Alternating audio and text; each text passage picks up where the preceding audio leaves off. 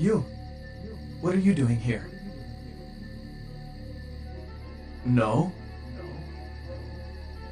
You should get out of here. This place is bad news. Pardon me.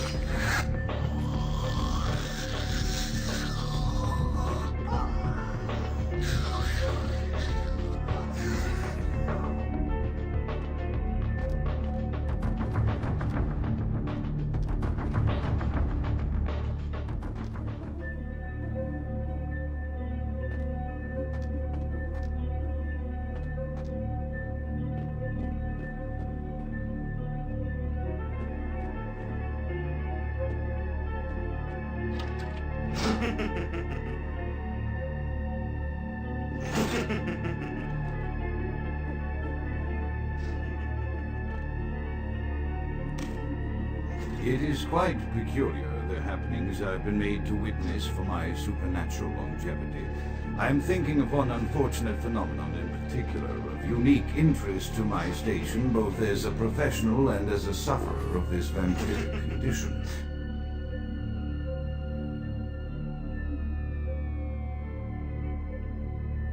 It seems the stream of time has begun to erode the moorings of my chosen course of study, for the methodologies that gave birth to psychology are slowly disappearing.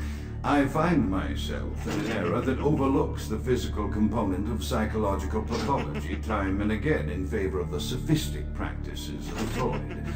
Phrenology, dactopintilism, and the rest of the old guard has fallen by the wayside, its champions all silenced in death, with my unique exception. Would that I could make my voice heard again. It may be suspicious that I returned to popular medical discourse 15 years after my parents' death.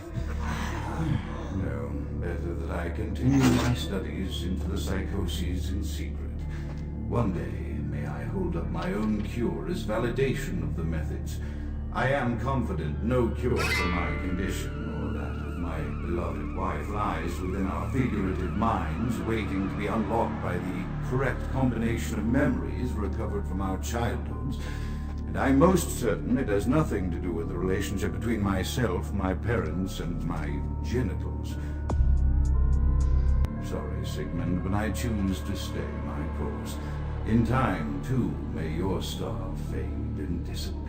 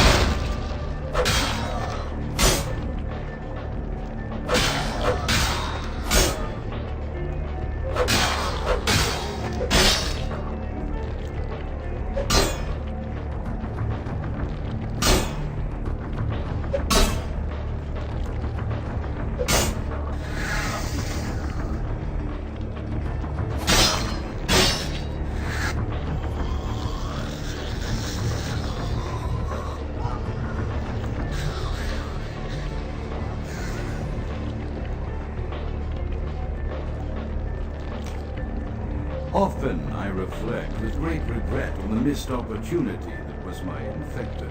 Had I been conscious after the attack, I could have stopped the orderlies from locking her in the roaming bay. But I would give just 1 minute. A few simple questions of the plague-ridden woman who met her end that dawn. Of course, there is no guarantee she would have been any more helpful than my current crop of test subjects, mutilated wretches. Few could be called enthusiastic. Given the nature of the tests, I cannot expect the same further from all, but a modicum of cooperation would be appreciated. Animals. The one called John went so far as to gnaw off his arm and escape into the floorboards like some feral rodent. I still hear him scurrying about at night. He must be making an atrocious mess.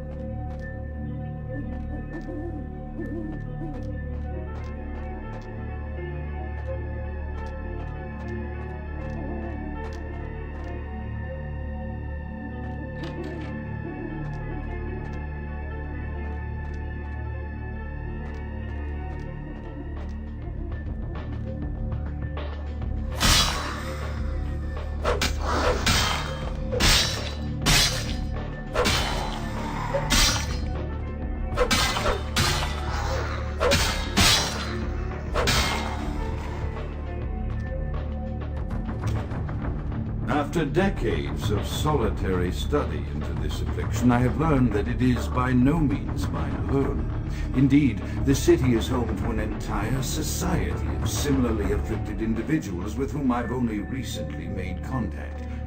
They are an understandably standoffish sort, by and large, but I have been able to confirm with them that the condition is indeed vampirism, which apparently comes in a multitude of strains, each with a spectacular set of symptoms such as invisibility and even a sort of lycanthropy. Through numerous official interactions with the governing body of this secret society, I have concluded that their fundamental understanding of the vampiric condition is woefully lacking, and mired in suspicion and pseudo-religious dogma that would make a Turk balk for its striction. Indeed, they seemed impressed with my studies and the eloquence with which I was able to present them. Apparently, the typical sufferer of my particular strain of vampirism is far from the vanguard. So impressed were they that they even offered me an office in their government, a rather high office by the sound of things. I believe I shall accept. If nothing else, it should provide a lofty vantage point from which to observe the breadth and epidemiology of the affliction, so that I may move more expeditiously toward a cure.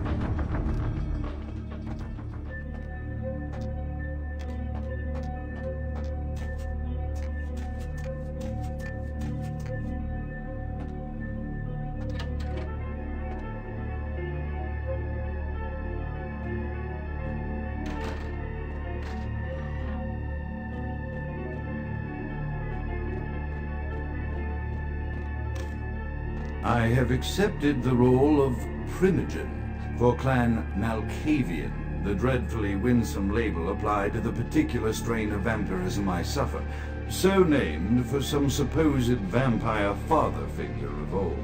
More poppycock grown from a backward culture that seems interminably drawn to children's tales and the fiction of Victorian romance, when it should concern itself with the science behind their suffering. No matter, for I have taken this office for no greater reason than to advance my research.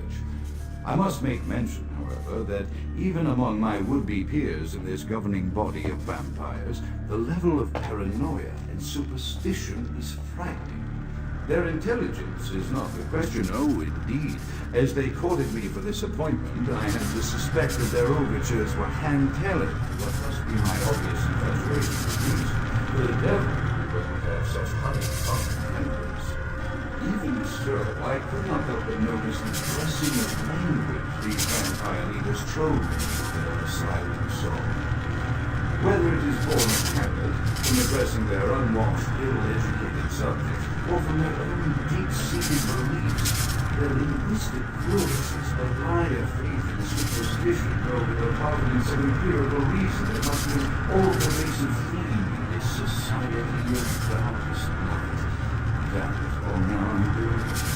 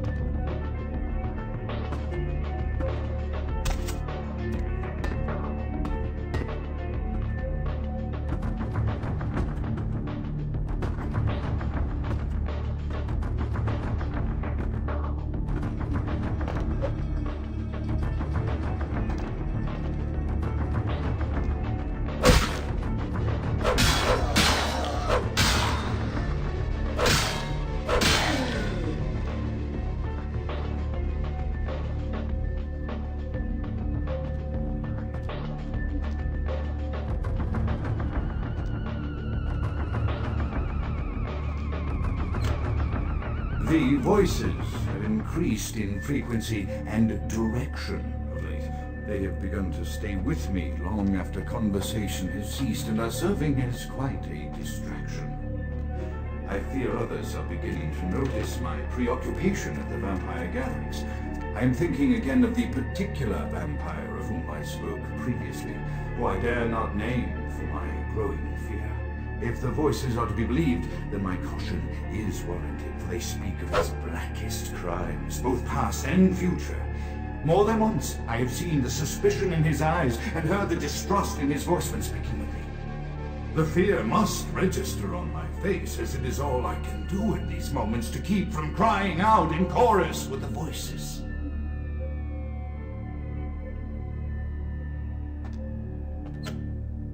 I am no longer safe. I know it.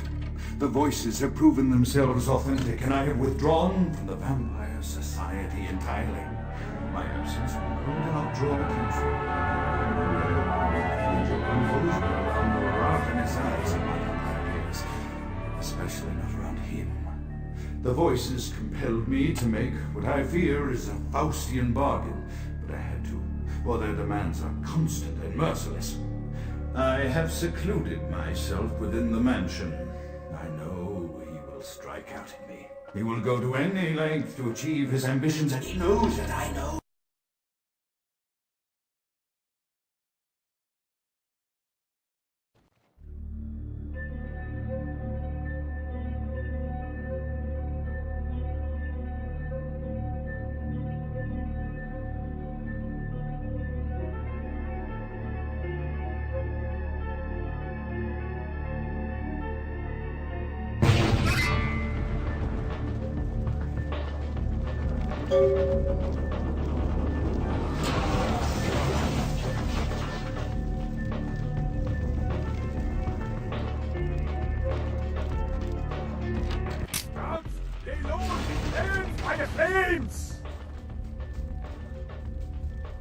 Grout is dead?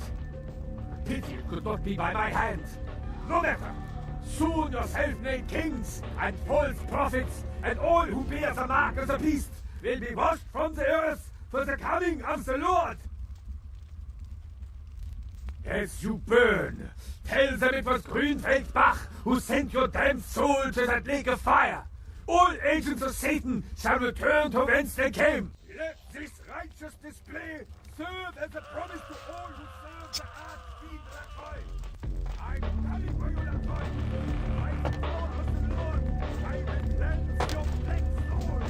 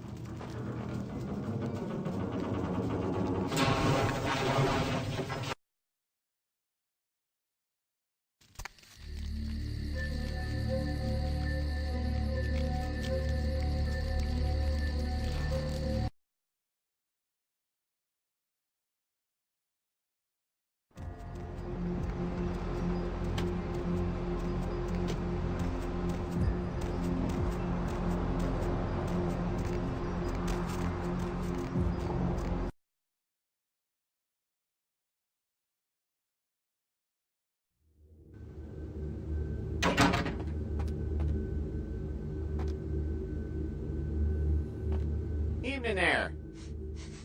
Something burning? Ooh, smells like someone burnt the burgers.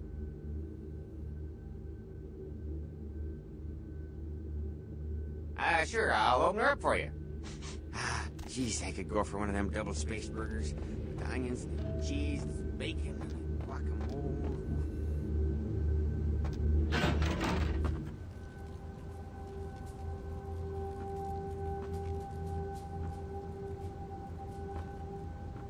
The Primogens still haven't been contacted by Grout. I thought I made it clear that you were not supposed to come back until we had heard from him.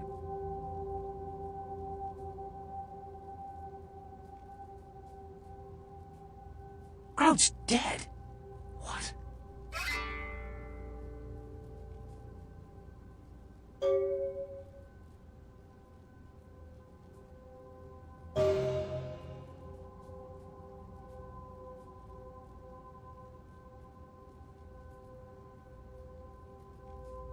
Bach!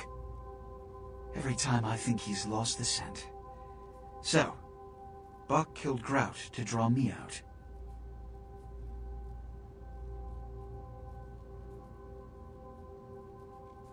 Bach is a hunter. They stalk and kill our kind to appease their god. But like many mortals, their so-called faith is nothing but a conduit through which they quench their killing urge. Who else would have killed Grout?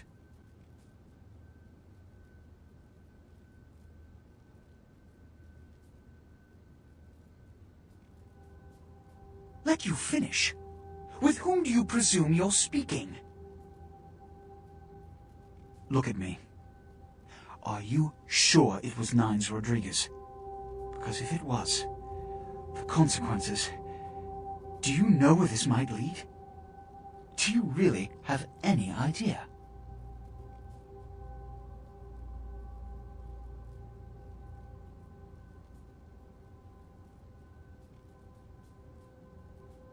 It means...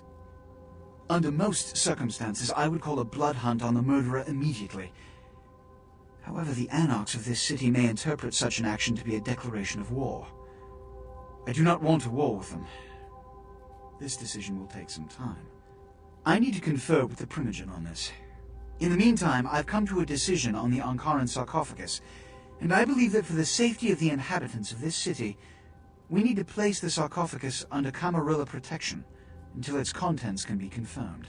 This also is very important, so I need to call upon your skill once more. The Ankaran sarcophagus was quietly delivered to the Museum of Natural History a few hours ago. I would like you to bring it back here for safekeeping.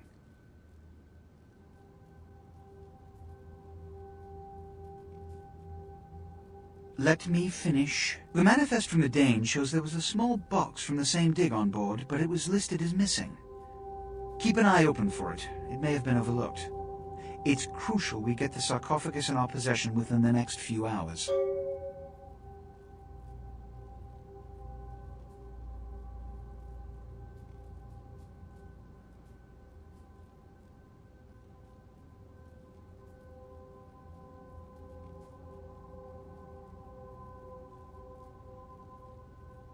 Here, I'm feeling charitable.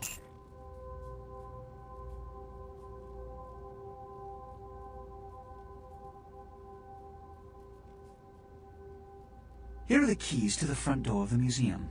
The sarcophagus should be in an examination room of some sort. There's a small security staff on site, but I don't want a massacre.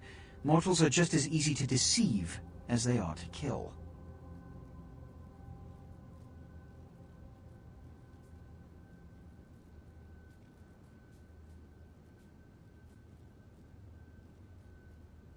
One or two, but that's all.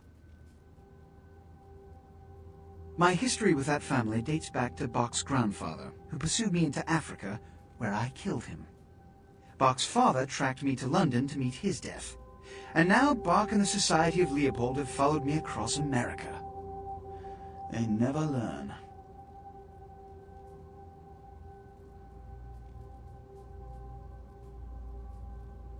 Witch hunters. An anachronistic holdover from the Middle Ages.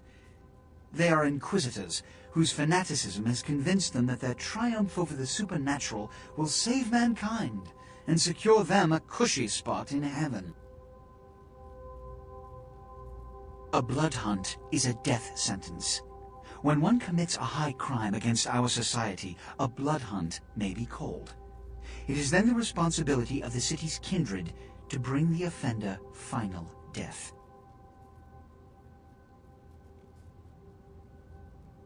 My history with that family dates back to Bach's grandfather. Witch hunters. There is a degree of immediacy attached to this task. Work fast. And, as on the Dane, you are not to open the Ankaran sarcophagus for any reason. Excuse me.